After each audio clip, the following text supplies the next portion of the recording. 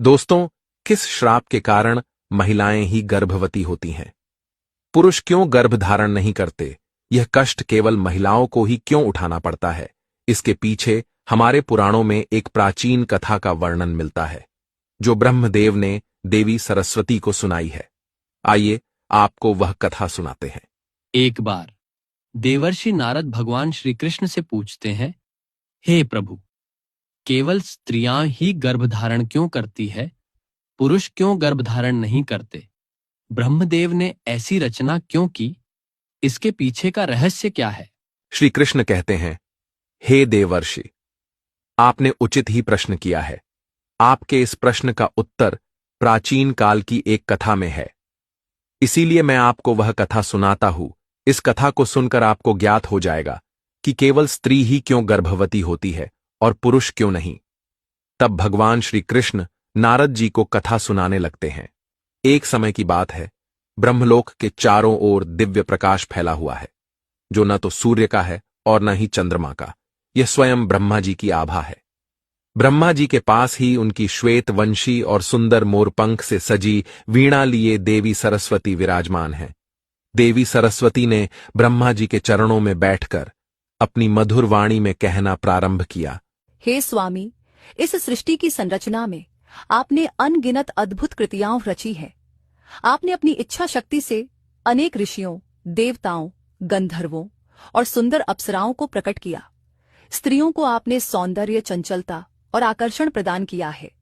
किंतु मैं एक जिज्ञासा से व्याकुल हूं। संसार में गर्भधारण का अद्भुत कर्तव्य और पीड़ा केवल स्त्रियों को ही क्यों सहनी पड़ती है?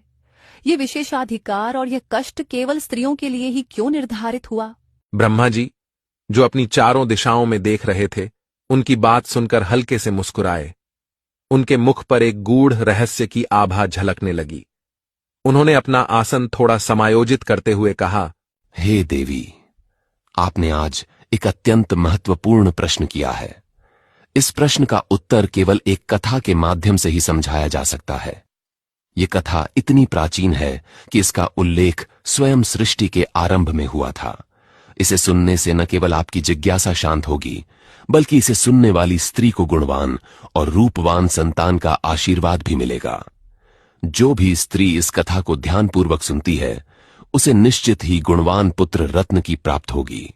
देवी सरस्वती ने ब्रह्मा जी के मुखमंडल पर दृष्टि डाली और बड़े आदर से कहा, हे प्रभु, मैं इस कथा को सुनने के लिए अत्यंत उत्सुक हूँ। कृपया मुझे यह कथा सुनाइए। ब्रह्मा जी ने अपना ध्यान कुछ क्षण के लिए ब्रह्मलोक के दिव्य प्रकाश में केंद्रित किया।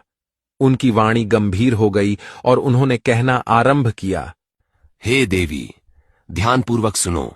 यह कथा उस समय की है जब सृष्टि का आरंभ हुआ था और देवताओं तथा दानवों के बीच एक बड़ा युद्ध छिड़ा था। उसी समय गर्भधारण का यह रहस्य प्रकट हुआ। हे देवी, इसके पीछे महर्षि पुलत्स्य और देवी हविर्भुवा की कथा है। महर्षि पुलत्स्य का जन्म मेरे कान से हुआ था। वे मेरे मानस पुत्रों में से एक हैं और अत्यंत तपस्वी, ज्ञानवान और धर्मपरायण हैं। जब मैंने उन्हें सृष्टि में प्रकट किया तो उन्हें अनेक प्रकार की विद्याएं प्रदान की। वे वेदों के ज्ञाता, शास्त्रों के पंडित और तपस्या के प्रतीक माने गए। उनके जन्म का उद्देश्य संसार में धर्म की स्थापना करना और मानव जाति को सत्य, तप और संयम का महत्व सिखाना था। मैंने उन्हें निर्देश दिया कि वे तपस्या और ध्यान के माध्यम से आत्मज्ञान प्राप्त करें और संसार में सच्चे कल्याण का मार्ग प्रशस्त करें। मेरी आज्ञा से सत्ययुग में महर्षि पुलत्स्य सुमेरु पर्वत की ओर तपस्या के लिए गए। वह स्थान दिव्य, पवित्र और प्राकृतिक सुंदरता से परिपूर्ण था। सुमेरु पर्वत के उच्च शिखर पर उन्होंने एक आश्रम का निर्माण किया, जो बांस, घास और जंगल की लकड़ियों से बना था। वह स्थान चारों ओर से ऊंचे वृक्षों, जल के झरनों और शांत वातावरण से घिरा हुआ था। यह आश्रम तपस्वी पुलत्स्य का साधना स्थल बन गया। महर्षि पुलत्स्य ने वहां घोर तपस्या प्रारंभ कर दी। उनके तप से चारों ओर दिव्यता का प्रवाह होने लगा। उनके शरीर से निकलने वाली ऊर्जा इतनी प्रभावशाली थी कि वह देवताओं, गंधर्वों और अप्सराओं का ध्यान आकर्षित करने लगी। सुमेरु पर्वत, जो देवताओं और गंधर्वों का प्रिय स्थान था, वहां आए दिन अप्सराएं, गंधर्व और दानव विचरण करते रहते थे। जब उनकी दृष्टि महर्षि पुलत्स्य पर पड़ी तो वे सभी उनकी तपस्या को लेकर आश्चर्यचकित हो गए। उनकी दिव्यता और तप का प्रभाव इतना गहरा था कि सभी उन्हें अपने खेल और नृत्य के माध्यम से विचलित करने का प्रयास करने लगे। अप्सराएं, जो अपनी सुंदरता और चपलता के लिए प्रसिद्ध थीं, पुलत्स्य की तपस्या को भंग करने के लिए विभिन्न युक्तियां अपनाने लगीं। वे उनके आश्रम के निकट आकर अपने मधुर स्वर में गाने लगीं। कोई वीणा बजाती तो कोई कंचन घंटियों की मधुर ध्वनि से वातावरण को गूंजायमान कर देती। वे कभी फूलों की माला लेकर पुलत्स्य के पास जाती तो कभी अपनी सुंदरता का प्रदर्शन कर उनके तप को भंग करने का प्रयास करती। लेकिन महर्षि पुलत्स्य अपनी साधना में लीन थे। वे उनकी ओर कोई ध्यान नहीं देते थे। यह देखकर अप्सराएं और गंधर्व अधिक उन्मुक्त होकर उनके तप में विघ्न डालने का प्रयास करने लगे। अनेक प्रकार के दानव भी अपनी चेष्टाओं से उनके धैर्य की परीक्षा लेने लगे। वे दानव आकर अपनी कर्ण कर्कश ध्वनि से महर्षि की तपस्या में विघ्न निर्माण करते और चले जाते, लेकिन महर्षि का ध्यान कभी विचलित नहीं हुआ। एक दिन जब अप्सराओं ने हद से अधिक अशांति उत्पन्न कर दी और गंधर्वों ने उनके आश्रम के पास अपने क्रीड़ा स्थल बना लिए, तो महर्षि पुलत्स्य की साधना भंग हो गई। वे अपने तप से उठे और उनकी आंखों में क्रोध का तेज स्पष्ट झलकने लगा। उनकी वाणी गंभीर और आकाश के समान गूंजती हुई थी। उन्होंने उन सभी को चेतावनी देते हुए कहा, हे अप्सराओं, हे गंधर्वों और यहां विचरण करने वाले समस्त प्राणियों, क्या तुमने मेरी साधना का अर्थ नहीं समझा? क्या तुम्हारे लिए धर्म, तप और संयम का कोई महत्व नहीं है? मैं यहाँ संसार के कल्याण के लिए तपस्या कर रहा हूँ और तुम मेरे तप को बार बार भंग कर रहे हो। अप्सराएं और गंधर्व उनके क्रोध से भयभीत हो गए, लेकिन कुछ ने इसे गंभीरता से नहीं लिया। यह देखकर पुलत्स्य ने क्रोधित होकर कहा, हे अप्सराओं, गंधर्वों, दानवों तथा मानवों, आज मैं तुम सबको चेतावनी देता हूँ। जो भी प्राणी अब मेरी तपस्या में विघ्न डालेगा वह गर्भ धारण करेगा, चाहे वह पुरुष हो, स्त्री हो, गंधर्व हो या दानव हो। जो भी मेरी तपस्या में विघ्न उत्पन्न करेगा, गर्भ का कष्ट उसे सहन करना पड़ेगा। यह मेरा शाप है और यह शाप अटल है। ब्रह्मदेव कहते हैं, हे देवी, महर्षि पुलत्स्य के वचन ब्रह्मांड में गूंजने लगे। अप्सराएं और गंधर्व भय से कांपने लगे और वहां से भाग गए। उनके इस शाप का प्रभाव इतना गहरा था कि सुमेरु पर्वत पर फिर कोई भी प्राणी उनकी तपस्या में विघ्न डालने की हिम्मत नहीं कर सका। पुलत्स्य ने अपने ध्यान में लौटकर घोर तपस्या जारी रखी। उनके तप के प्रभाव से वहां का वातावरण और भी पवित्र और दिव्य हो गया। सुमेरु पर्वत के उस शांत और दिव्य स्थान पर जहां महर्षि पुलत्स्य अपनी घोर तपस्या में लीन थे, प्रकृति का सौंदर्य अपनी चरम पर था। वहां की घाटियां हरी भरी थीं और झरने निर्मल जल की धारा के साथ संगीत प्रस्तुत कर रहे थे। पक्षियों की मधुर चहचहाहट वातावरण को और भी पवित्र बना रही थी। लेकिन यह स्थान अब साधारण प्राणियों के लिए भय का कारण बन चुका था, क्योंकि पुलत्स्य के क्रोध और शाप के कारण कोई भी वहां जाने का साहस नहीं करता था।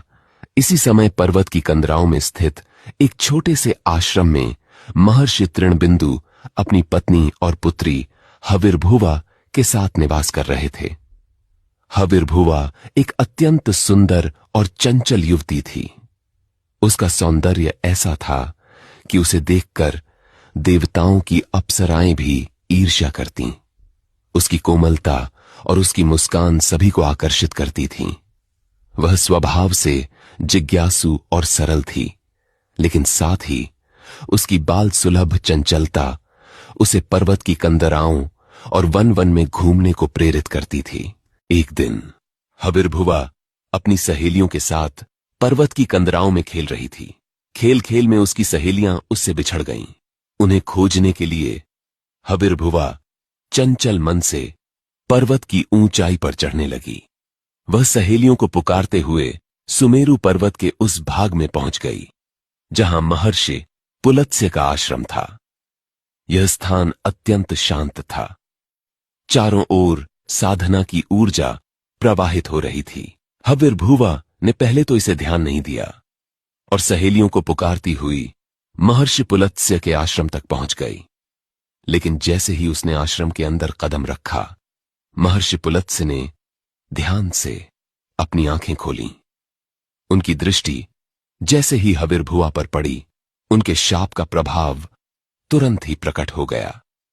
हविर्भुआ, जो अब तक अपने सहेलियों को खोजने में व्यस्त थी, अचानक अपने शरीर में एक अजीब बदलाव महसूस करने लगी। महर्षि पुलत्स्य की तपस्या और उनके शाप की शक्ति इतनी प्रबल थी कि उनके सामने खड़ी होने मात्र से हविर्भुआ के शरीर पर इसका प्रभाव पड़ गया। उसके शरीर का रंग पीला पड़ने लगा, उसकी सांसें तेज हो गईं और उसके भीतर एक असहनीय पीड़ा का अनुभव होने लगा। हविर्भुआ ने अपने शरीर में इस विचित्र परिवर्तन को महसूस करते ही अपने पेट पर हाथ रखा। उसकी कोमल काया अब गर्भवती प्रतीत होने लगी थी। यह उसके लिए अत्यंत अचंभे और भय का कारण बन गया। उसने व्याकुल होकर महर्षि पुलत्स्य की ओर देखा, लेकिन महर्षि अपनी तपस्या में पुनः लीन हो गए थे। तभी हविर्भुआ की सहेलियां, जो उसे ढूंढते हुए उस स्थान पर आ पहुंची थीं, उसे देखकर स्तब्ध रह गईं। हविर्भुआ ने घबराई हुई आवाज में अपनी सहेलियों से कहा, हे सखियों, मुझे नहीं पता यह क्या हो रहा है। मैं यहाँ केवल तुम्हें खोजने आई थी, लेकिन जैसे ही मैंने इस तपस्वी को देखा, मेरे शरीर में यह बदलाव होने लगा। मुझे अपने शरीर में अजीब सा महसूस हो रहा है। मेरे पेट में जैसे कुछ हलचल हो रही है। यह क्या है, मैं समझ नहीं पा रही हूँ। सखियां भी भयभीत होकर हविर्भुआ को सहारा देने लगीं। एक सखी ने कहा, हे हविर्भुआ, यह स्थान बहुत डरावना लगता है। हमें यहाँ से तुरंत चलना चाहिए। इस स्थान पर महर्षि पुलत्स्य तपस्या करते हैं और हमने सुना है कि उनके शाप के कारण कोई भी उनकी तपस्या में विघ्न डालने की हिम्मत नहीं करता। तुम अनजाने में उनके शाप के प्रभाव में आ गई हो। ब्रह्मदेव कहते हैं, हे देवी। फिर वह सहेलियां हविर्भुआ को सहारा देकर महर्षि तृणबिंदु के आश्रम की ओर ले जाने लगीं। रास्ते भर हविर्भुआ भय और लज्जा से व्याकुल रही। उसका चेहरा पीला और आंखें अश्रुपूर्ण थीं। वह समझ नहीं पा रही थी कि उसके साथ ऐसा क्यों हुआ। हविर्भुआ अपनी सखियों के सहारे किसी तरह अपने पिता महर्षि तृणबिंदु के आश्रम पहुंची। उसकी हालत देखकर तृणबिंदु और उनकी पत्नी का हृदय कांप उठा। हविर्भुआ ने रोते हुए सारा वृतांत कह सुनाया। उसने कहा, हे पिता, मैं अनजाने में महर्षि पुलत्स्य के तपस्थल पर पहुंच गई। मुझे यह ज्ञात नहीं था कि वहां जाना निषिद्ध है। जैसे ही उनकी दृष्टि मुझ पर पड़ी, मेरे शरीर में अजीब परिवर्तन होने लगा। मैं नहीं जानती कि यह सब क्यों हुआ। कृपया मुझे इस समस्या से बचाइए। महर्षि तृणबिंदु ने अपनी पुत्री की बात सुनकर ध्यान लगाया और अपनी दिव्य दृष्टि से घटनाओं को देख लिया। उन्हें पता चला कि महर्षि पुलत्स्य के श्राप के कारण उनकी पुत्री गर्भवती हो गई है। यह देखकर उनका हृदय शोक और चिंता से भर गया। उन्होंने गहरी सांस लेते हुए अपनी पत्नी से कहा, हे भद्रे, यह घटना कोई साधारण घटना नहीं है। यह महर्षि पुलत्स्य के श्राप का प्रभाव है। मेरी पुत्री अनजाने में उनके तप के बीच पहुंच गई और अब वह इस संसार की पहली स्त्री है जो गर्भवती हुई है। ब्रह्मदेव कहते हैं, हे देवी। फिर तृणबिंदु ने तुरंत निर्णय लिया कि उन्हें महर्षि पुलत्स्य के पास जाकर उनसे क्षमा याचना करनी होगी। उन्होंने हविर्भुआ को अपने साथ लिया और सुमेरु पर्वत की ओर चल पड़े। जब महर्षि तृणबिंदु सुमेरु पर्वत पहुंचे तो उन्होंने महर्षि पुलत्स्य को तपस्या करते हुए देखा। उनकी दिव्य आभा और शांत मुद्रा देखकर तृणबिंदु ने आदर पूर्वक उनके चरणों में प्रणाम किया। उन्होंने करबद्ध होकर कहा, हे महर्षि, आप साक्षात ब्रह्मा जी के मानस पुत्र हैं। आपका तप और आपकी कीर्ति समस्त संसार में विख्यात है। आप परम दयालु और कृपालु हैं। मेरी कन्या अनजाने में आपके तपस्थल पर पहुंच गई और आपके श्राप का प्रभाव उस पर पड़ गया। आज वह गर्भवती हो चुकी है और यह संसार की पहली ऐसी घटना है। हे मुनिवर, मेरी पुत्री अब इस समाज में कैसे रह पाएगी? कौन उससे विवाह करेगा? यह तो कलंक का जीवन हो जाएगा। उन्होंने आगे कहा, हे महर्षि, मेरी पुत्री का कोई दोष नहीं है।